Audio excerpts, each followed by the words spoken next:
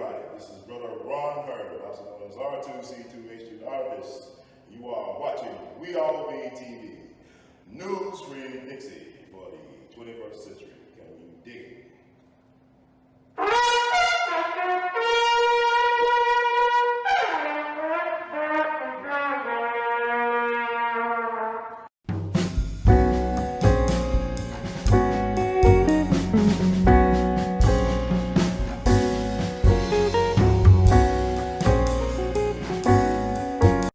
We All Be is proud to welcome Brother Allie Povall. He's the author of The Time of Eddie Noel, a little known, I guess, Black History moment, and it should be better known. And it's an honor to have him on with us today to talk about his book and also some of the things surrounding the book. How are you doing today, sir? I'm very well. How are you? I'm fine. I'm blessed and highly favored, sir. It's an honor to have you on. And thank you. Good to be with you. Yes, sir. I just want to ask you off the bat, what inspired you to write the book? Ron, I was 12 years old when the events covered in this book took place and lived in a small town in a small county. And when Eddie Noel began shooting people down 12 miles south of my town, it absolutely put the entire county on edge. No one had ever done anything like that, and for a black man in Jim Crow, Mississippi to do it was absolutely inconceivable. And so we were scared and stunned by the incidents as it unfolded in our county. Yeah, I mean, go ahead. Yes, sir, I'm listening. Well, what else, what all happened is Eddie Noel shot and killed a white honky-tonk operator named Willie Raymond Deckard. And he did this on Saturday night, January the 9th, 1954, at the peak of Jim Crow's long and really brutal reign in Mississippi. And, of course, that just stunned everyone. And it led to formation of a large posse of around 600 men who took out after Eddie Noel. And everyone thought, well, he won't last a day. They'll catch him and lynch him, and that'll be it. But he did last more than a day. He took on elements of the posse in a series of wild gunfights in which he shot 5 more white men, killing 2 of them, wounding 3 too seriously. And then he just simply disappeared into the woods. It was very, very cold, freezing weather, snow, sleet, and for 18 days he avoided the posse, which was aided by dogs from Parchman up in the Delta and from, I can't think of the prison, Angola down in Louisiana. And they pursued him and couldn't catch him. No one saw him again for 18 days. But through his mother and his uncle, he negotiated a surrender to a man who was a livestock inspector and a friend of his family, a white man, and who whisked him out of Holmes County, took him to Jackson, and he surrendered and confessed to the murders down there. That's essentially the story, and the rest of the book is the story of what happened to him after that, and it also implicates the story of Hazel Brannon Smith, whose coverage of these events led to a Pulitzer Prize for her in 1964. And go ahead. No, I'm listening. I mean, I'm just amazed how you can have a Hollywood movie from a John Grisham novel.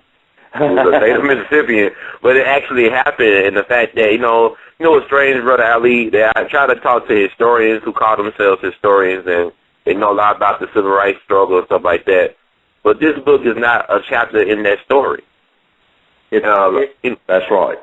So why do you think there's such a hush-hush thing even now? I mean, I know you wrote the excellent book that just came out recently, but for a lot of people that call themselves historians who are experts in this field, a lot of folks have not heard about this story, which happened 18 months before the Emmett tragedy. Well, that's a great question, and of course you you bring up the correct analogy, which is the Emmett Till, which occurred 18 months later.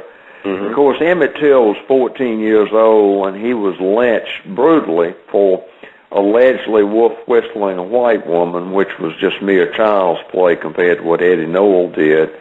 And I submit in my book that one of the big differences was that the Brown decision came down about 4 months after Eddie Noel. Of course, that was the Supreme Court decision that found segregated schools inherently unequal and outlawed them and threw the South into turmoil, and I think dramatically polarized white opposition to anything that even smacked of integration or of racial equality.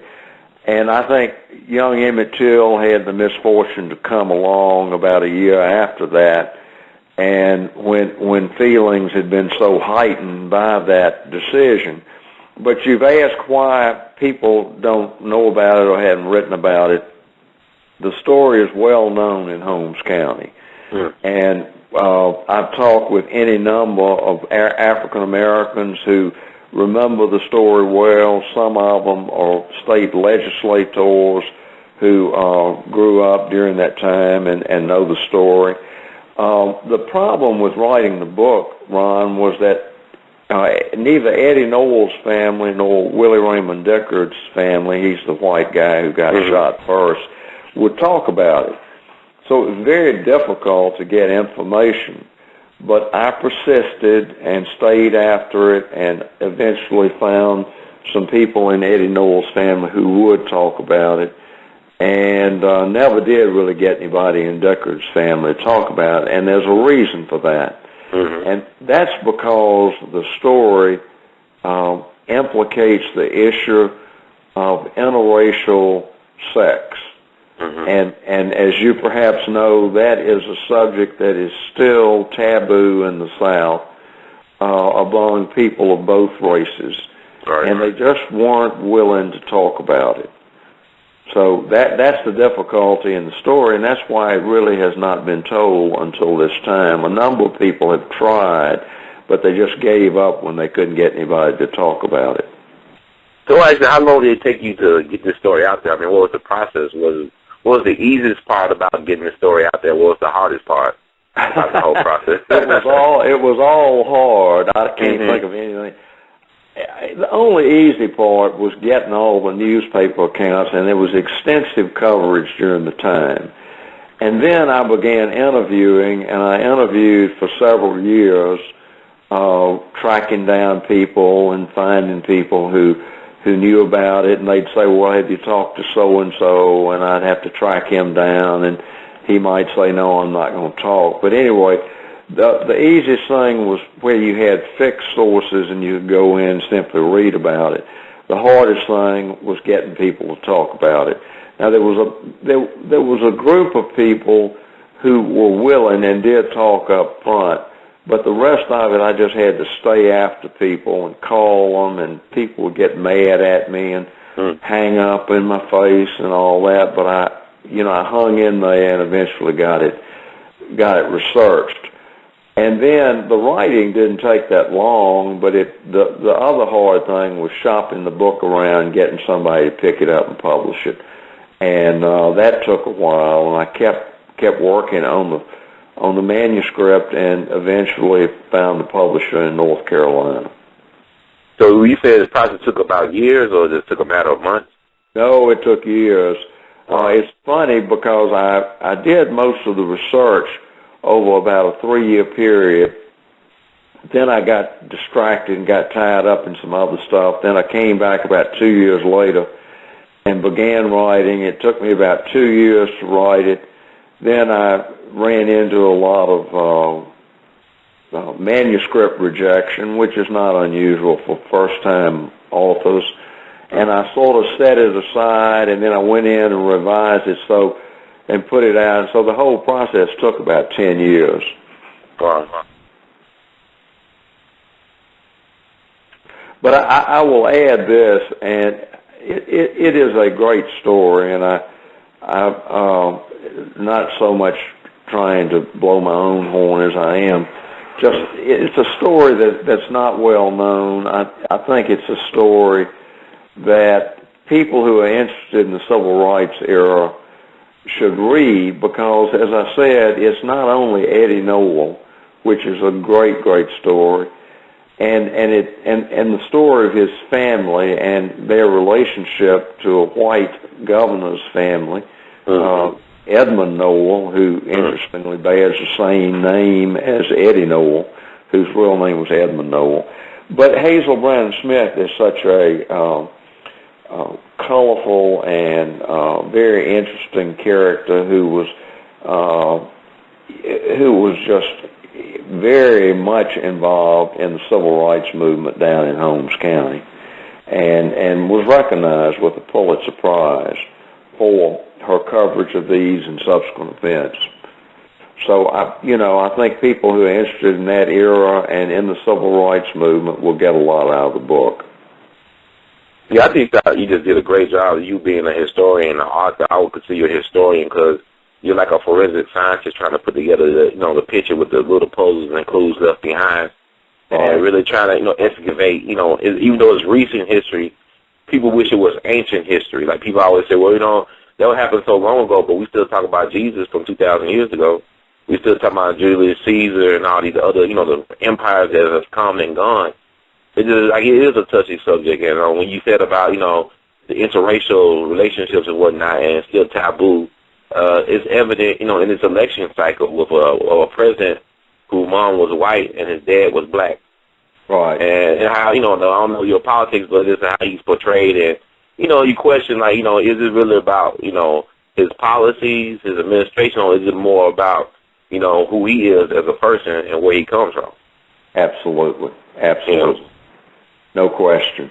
And it's funny. I've done a lot of signings and given a lot of presentations. And at one of my signings down in Jackson, Mississippi, I was taking questions, and a very distinguished African-American man stood up, and I knew something was going on because people don't normally stand up just to ask a question. Right. And he took off on the book, and his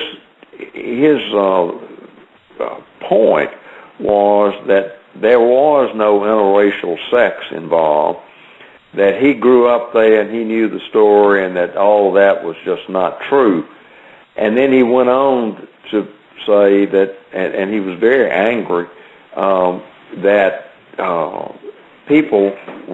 white people hated Barack Obama because he was the product of interracial sex, and that a lot of black people did too. And I let him go. But it shows what a volatile topic that still is. Right. How I think people of both races have a lot of problems with it.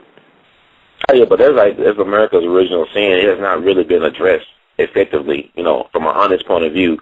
I remember I read somewhere where William Faulkner, another native son of Mississippi. Mississippi is of interest to me because Mississippi probably per capita produced more geniuses in different fields than any other state in the Union. But the perception of Mississippi is based on a history and a past that was very valid and, very, in a lot of ways, barbaric, but it's interesting that a place like that could produce so many brilliant people and innovative people from all walks of life. Small state, and has produced a lot of great people. Oprah Winfrey, you can just start and go on. And Tennessee Williams, so many in sports, and Walter Payton and Jerry Rice, Brett Favre. I mean, it's just so many, man. But it's weird. It's just strange to me. I guess only in America. A former president of Mississippi University for Women, I ran into her in North Carolina. It was the strangest thing. And she heard my accent and said, "You sound like a Mississippian." And she's from North Carolina originally, and I said, "I am." And we started talking. She said, "Mississippi has the greatest gene pool for both black people and white people I've ever seen." And she talked about all the great people the state had produced, and especially in an artistic sense, from William Faulkner to Oprah and B.B. King, and you can just go on. Amazing. Yeah. But I also like to add, too, I think is interesting. I mean, there's so many things to talk about. I mean, you talk about Hazel Brandon Smith. She won a Pulitzer. She's originally from Alabama, was a big, Roll Tide fan. That's right. Paul Bear Bryant. But what's interesting, it sounds like, this could be also a takeoff from she's like the Atticus Finch of her time now. I mean, like To Kill a Mockingbird. I mean, she, like she's reluctant, but then when she gets involved, it's like, I mean, she's a very fascinating character. The way you paint her was great. If I never met this woman, I think she was made up by somebody in Hollywood. That she couldn't really exist in that time and place, especially, I mean, being her own boss, being a woman, being, cultured and educated, but also cursing like a seller, like you said. How was it, for you to, I know you know of her, you met her, and you saw her, I guess, before she passed away. But what type of person was she in your own words? How would you describe her? Does anybody come close in your recollections?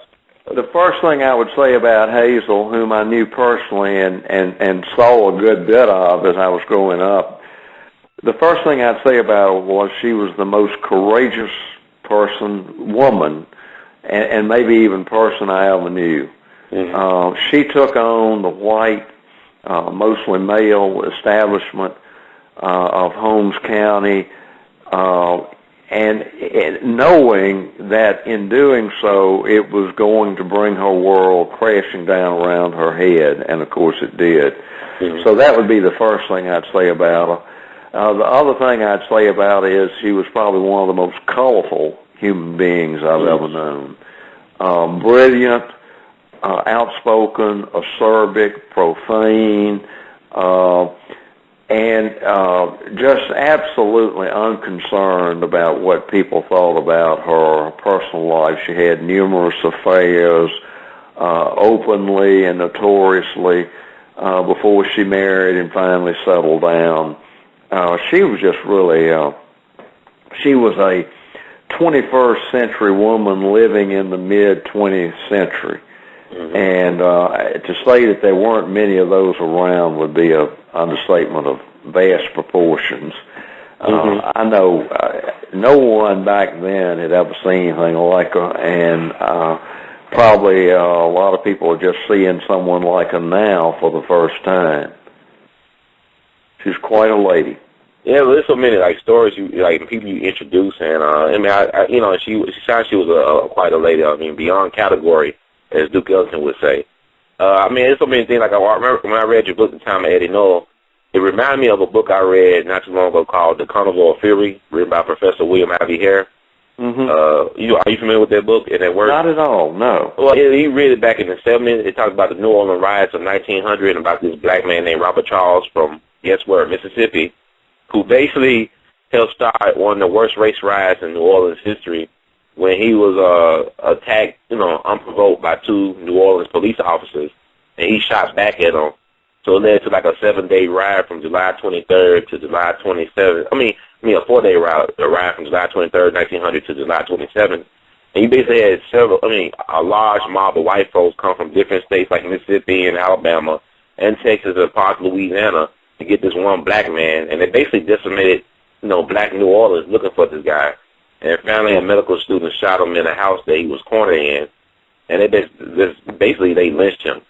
But what was amazing, the reason why I bring that story up is the fact that one of the editors of a popular newspaper at the time was surprised that a black man would fight back. It was like almost a respect from the white power system that a guy would stand up of color and fight back and fight for his manhood. It's kind of like, when I read your story, that the white power establishment has a begrudging respect for Eddie Noel standing up and fighting back. I mean, how do you take that? I mean, do you feel like people... Well, I think that's absolutely true. I mean, what had happened in Mississippi in the 50s, it really began in the 1890s with the 1890 Constitution, which basically codified the disestablishment of black people's rights to do anything. And by the 1950s, violence against black people had been institutionalized, so that it came from the police mechanism, county sheriffs, deputies, cities, the whole panoply of state organizations had been arrayed against African Americans, and so for a black man to even think about stepping out of line was just inconceivable, because there were so many forces arrayed against him. And so Eddie Noel, doing that, standing up for himself was just unprecedented. And as I say, it was inconceivable that he would do it, just like your man in New Orleans. There's a Faulkner novel entitled Light in August. It's amazing. I read it after I wrote Eddie Noel. I don't know whether you're familiar with it, but it's about a mixed-race man named Joe Christmas who does the same sort of things, and interestingly is killed in a home by a man who's who's not a law enforcement and a big posse is pursuing him. So it's, I wonder if Faulkner knew about the incident in New Orleans when he wrote the book, and because he had lived in New Orleans, and he wrote the book probably in the 1920s. It all sounds very familiar. It does. I mean, it's always found out between art and real life, whatever. The art imitates life, and life imitates art. But I mean, just talking to you about, the time of Eddie Noel and about Eddie Noel in himself, his problem started when he, tried to stop Willie Raymond Dickard from basically sleeping with his wife. It was known by black and whites that they had an affair, right? It was sophisticated. I've been very careful about that, because the only person who could confirm that is Eddie Noel's wife, widow Lou Ethel Noel, and Ms. Noel refused to talk with me. So I say in the book that I don't know whether they had an affair. 3 people told me that they had seen them engaged in sex. Others told me that Eddie Noel thought they were having an affair, and that's why he killed Willie Raymond Dickard. But I am careful in the book to say I don't know that, because she wouldn't talk with me, and I let the reader draw their own conclusions. Well, I just feel like the fact that how Eddie Noel was treated by Willie Raymond Dickard was very disrespectful. How you described it. Any person that's a man, and especially that's his wife. And then, it makes you wonder, did he respect him as a full man? And you already asked that question. That was Jim Crow, Mississippi, 1950s. He did not respect him as a man, Absolutely not. You talk about Eddie Noel being, I was amazed, man, he's kind of he's very cool, as a cool cucumber, very patient with Willie Raymond, but he kept on pushing the issue, it seems. Right. So trying to disrespect him. And now he was doing this, hey, that's my wife, I want her to come on with me. And I just think it was interesting, because I don't see, he was in the woods for 3 weeks, right? I'm sorry? Was he in the woods for 3 weeks? How long was he on the run? I'm sorry, that's right, 3 weeks, and bitterly cold weather, and, dogs after him the whole bit. He was out there. People wondered, a lot of people thought he was dead because the weather was so bad. They thought he was probably frozen to death. But also, the fact that he could last it long, he not only had help of black friends, but he also had sympathetic whites, like you point out in the book, that really thought that Willie Raymond crossed the line, like how he treated him, and was, they don't know for certain, like you said, people heard rumors about him having an affair with his wife. So he had help from black and whites to escape that mob, which is incredible. His run of luck is amazing in the book. Absolutely. If you told me this was a true story, I wouldn't believe you. I believe you. I read the book, but you know what I'm saying? It sounds too Hollywood. Yeah. It sounds too polite. Well, I think it'd make a great movie, and maybe someday you and I can sit down together and watch it. I believe everything happened for a reason. I think the story needs to be better known. But, also, it reminded me of, because I know he has an Army background. He was a sniper, or he was a crack shot in the military. Right. And the way he described how he used that weapon was incredible, man. He was like just a machine gun, him a machine gun. That's right. He could shoot it fast, and he could shoot it accurately. Wow, that's amazing. And he took on, like you said, 600 white men by himself. And he could have killed more. Let's say up to 1,000 at different times. I could believe it. Wow, because people get drunk on that white lightning, you know, tell them what people do. Yeah. So he knew he was a dead man walking anyway, so he just might as well just go out fighting. But the fact that I know you talk about in the book about his mental competency. I know he went to Whitfield and he supposed to got lobotomy, but the fact that he only killed folks when it was necessary. He killed 3 white men, but one was a sheriff deputy. That's but right. He was selective. Like, he wasn't, to me, they don't like somebody that's crazy. Well, Ron, he could have killed 50 white men if he wanted. Right. As some of them told me who were in the posse, that when they were going in those woods, they were terrified, and they should have been, because one, they knew it was a crack shot, and two, one man in a 5 square mile area in heavily wooded terrain who knows how to shoot a .22 rifle, it's like looking for a needle in a haystack, except the needle can shoot you long before you see him. And so if he had chosen, he could have killed a lot of people. But he clearly was shooting and fighting only to preserve his own life, and only then when it was absolutely necessary. And also, like, the story reminded me, too, I don't know if you thought about it in these terms, like in recent contemporary times, the D.C. sniper shooting that happened, back in 2002. Oh, yeah. And, this guy, it's interesting, like, both these guys got John Muhammad and Eddie Noel had military backgrounds. Both of them were considered mentally unstable, but both of them really good at shooting a gun. But, the thing about it is, like, they questioned Eddie Noel, how can a black man do what he did? I remember when the D.C. sniper shooting started happening, people, he had the FBI come, this is the profile, this is like a white male, and da-da-da-da-da-da. But then when they found out, they'll say, oh, this guy is brilliant. I ain't saying it was right what he did, but I'm saying this guy is like a criminal mastermind. Then they found out he was a black man. Oh, no. He was just lucky. Or he didn't know what he was doing. He just, I don't know how you know what I'm saying? But who caught him? It was like a truck driver, right? We had who was paying attention. But I'm saying, like, it's just like with Eddie Noel, people don't want to accept the fact that, hey, like Fannie Lou Hamer said, I'm sick and tired of being sick and tired. Yeah, right. And everybody got a breaking point. So I just think it's fascinating. But what I think is also fascinating, he's too damn lucky.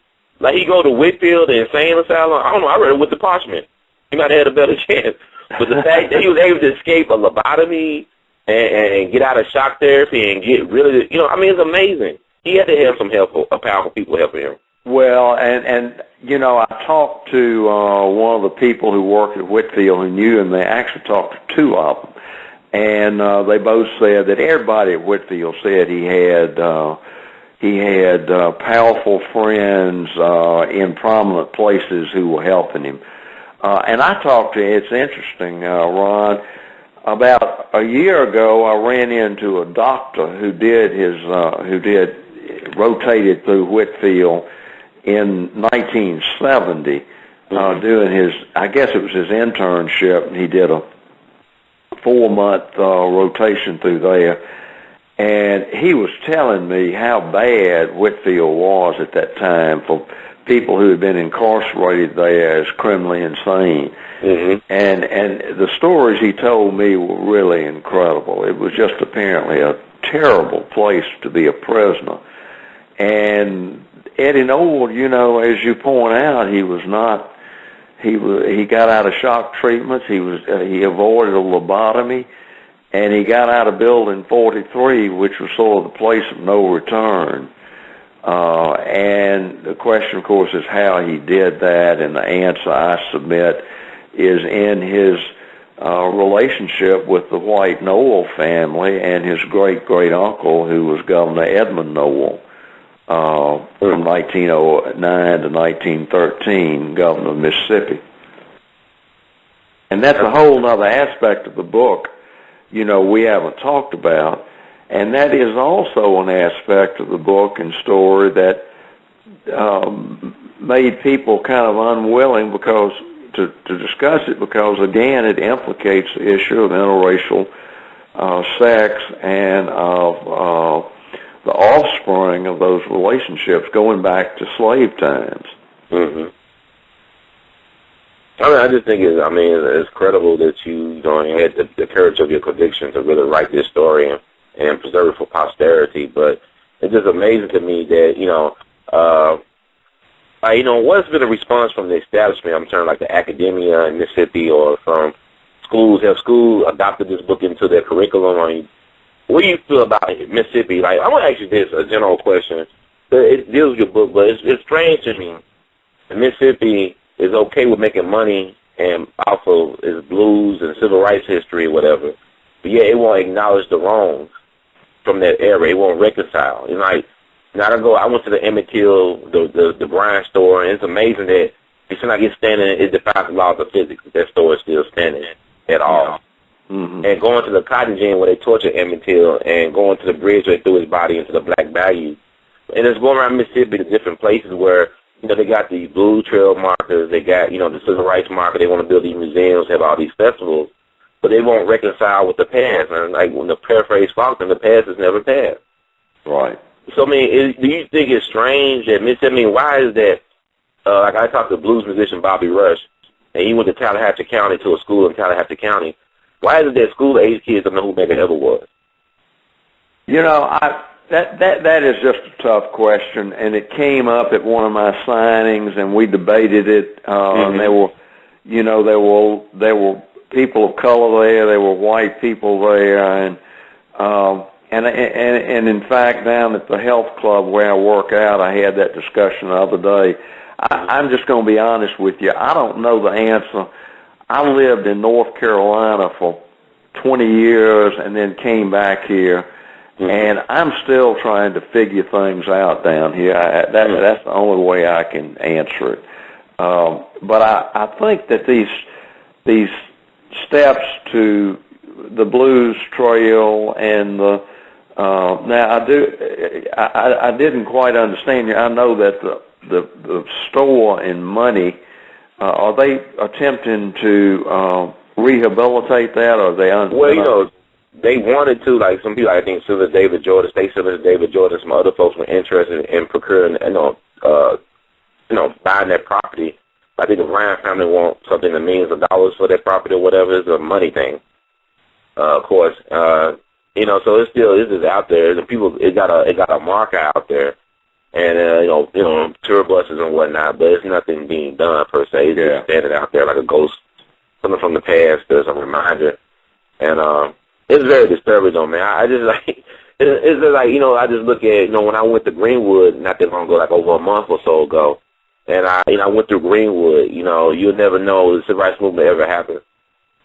It's very stark contrasts, not to say there's not poverty anywhere else, but it's just very stark. In Mississippi, I go to Starkville, Mississippi State University, it's like university town. It's like a city, a metropolis. You go to Oxford. It's very progressive, it seems. Very, educated folks, very progressive. Then I go to other parts of the states, like, man, it's like the dark ages. I don't want to be around here after 6 o'clock. You might not find me no more. It's so big. You can have a lot of things in Mississippi. Yeah.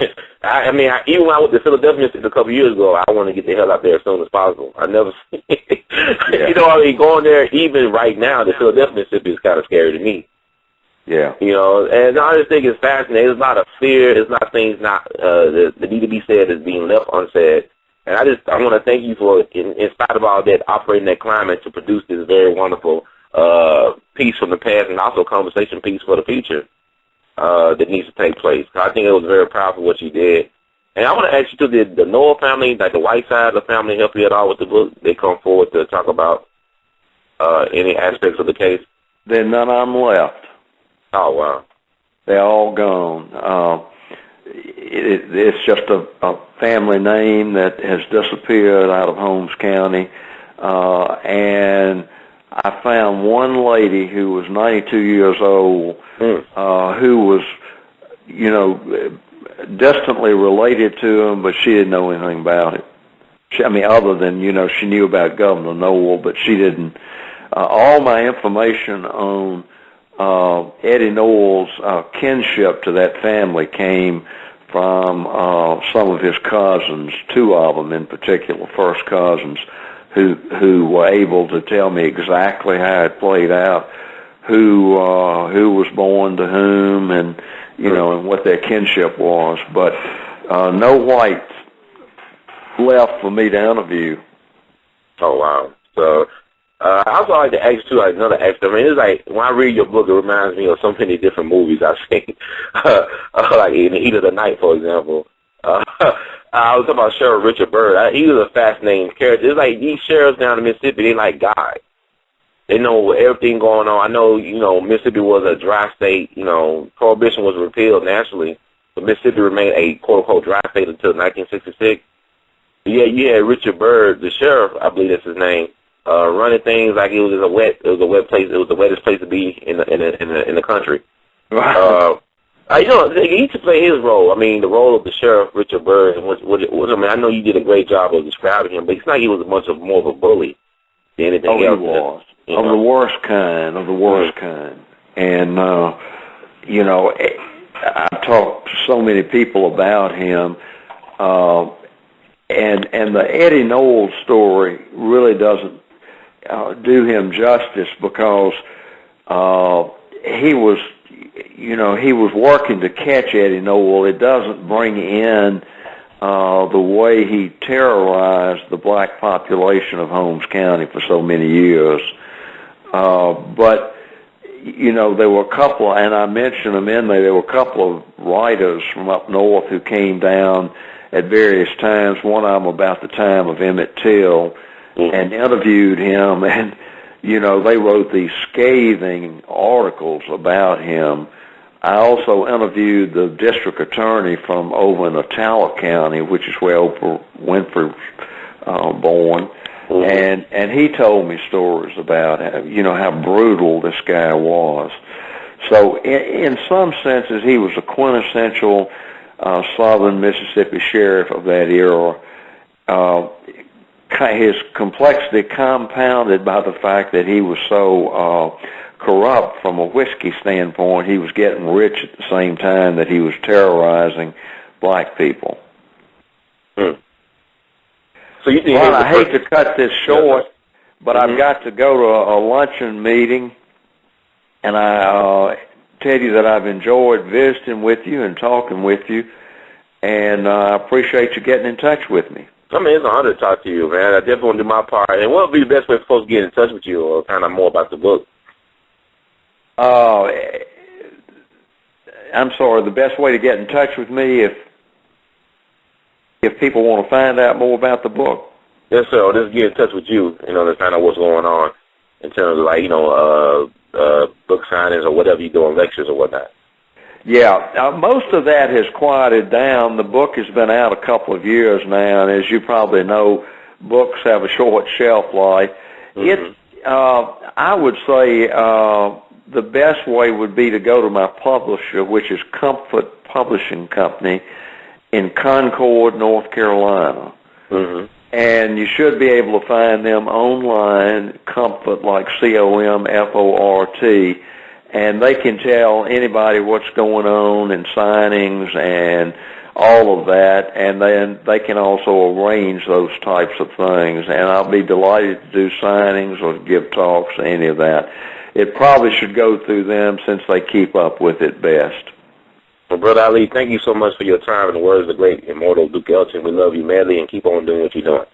Thank you so much, and I appreciate you getting in touch with me. Good luck to you. Thank you. You too, sir. Take care. Bye. All right.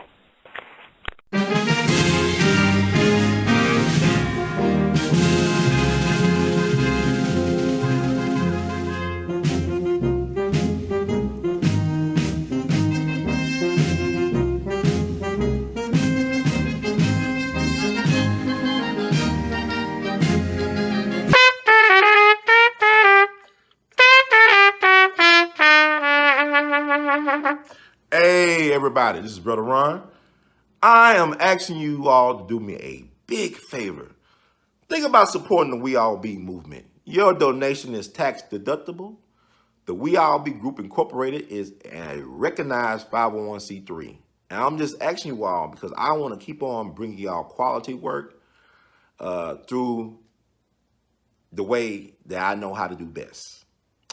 And I'm going to sing my praises and toot my horn A lot of y'all were not hip to Dick Gregory until Brother Ron brought him on the We All Be platform, until that Django review we did. Y'all seen another side of Judge Joe Brown, and Judge Joe Brown's message has been amplified. But it was We All Be that brought Judge Joe Brown to y'all back in 2014. And so many others. And we covered so many things. So help us out so we can help you all. Peace.